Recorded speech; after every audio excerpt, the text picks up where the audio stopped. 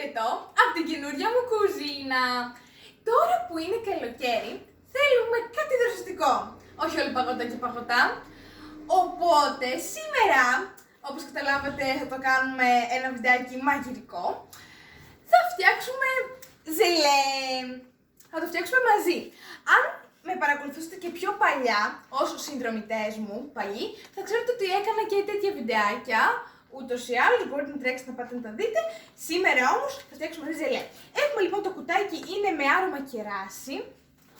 Θα χρειαστούμε λοιπόν 4, 5 ή όσα εσείς επιθυμείτε μπολάκια και ένα μεγάλο σουπιέρα για να κάνουμε το μείγμα, ένα ποτήρι και το βραστήρα.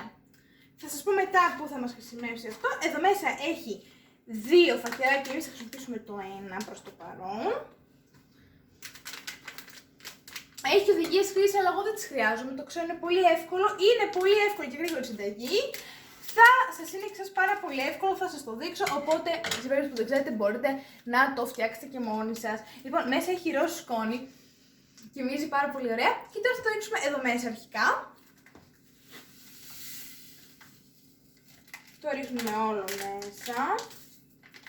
Και θέλει ένα ποτηράκι νερό, κρύο και ένα ζεστό.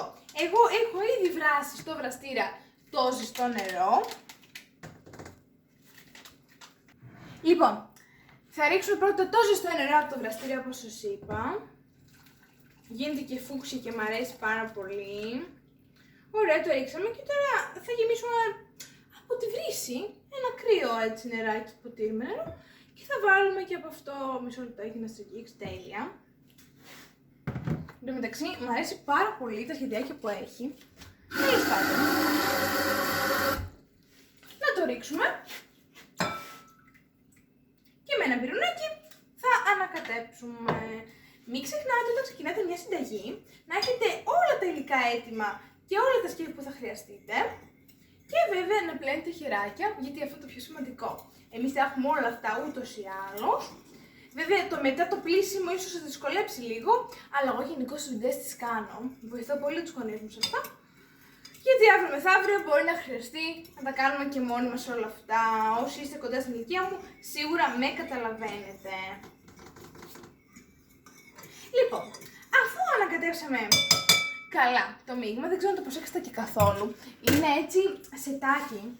Είναι κερασάκι, πάρα πολύ ωραίο, είναι και κεράσι, οπότε εμένα γενικώς μου αρέσει το ζελέ και ιδιαίτερα στο κεράσι. Παίρνουμε λοιπόν την κουτάλα μας και βάζουμε σε αυτό, μου θυμίζει αυτό με την κουτάλα που λέτε. Αυτά τα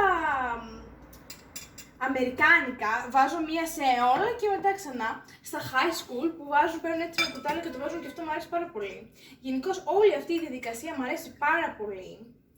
Ειδικά τα γλυκά μου αρέσουν πιο πολύ όταν τα φτιάχνω, πόσο μάλλον θα κάνω και βιντεάκι μαζί. Τέλος πάντων, φυσικά βλέπετε τη δοσολογία και αποφασίζετε άμα θα βάλετε περισσότερο ή λιγότερο και σε πώς θέλετε να το χωρίσετε. Μπορείτε να βάλετε και άλλα φρουτάκια, να το κάνετε κομπόστα, όπως εσείς επιθυμείτε. Αυτό είναι στην ευκαιρία τη δική σας, να τα γεμίσω όλα. Είτε μπορείτε να το απολαύσετε οι ίδιοι, είτε με την οικογένειά σας. Είναι κάτι τρομερά εύκολο και γρήγορο, έχει περισσέψει κιόλας, οπότε θα προσθέσω και στα υπόλοιπα. Είτε γενικότερα να το κάνετε με τους φίλους σας, είτε μαζί, είτε να τους έχετε κάτι να τους προσφέρετε. Να το αφήσω εδώ πέρα λίγο. Αυτά. Ελπίζω να σας άρεσε, να σας βοήθησα, να ήταν έτσι μια ευχάριστη δικασία και ευχάριστη συνταγή. Το βάζετε στο ψυγείο και περιμένετε μέχρι να κρυώσει. Και όταν κρυώσει, είτε το διακοσμείτε είτε το τρώτε έτσι. Εύχομαι λοιπόν να σας αρέσει. Φιλάκια πολλά. Να περνάτε καλά. Bon appétit. Γεια σας.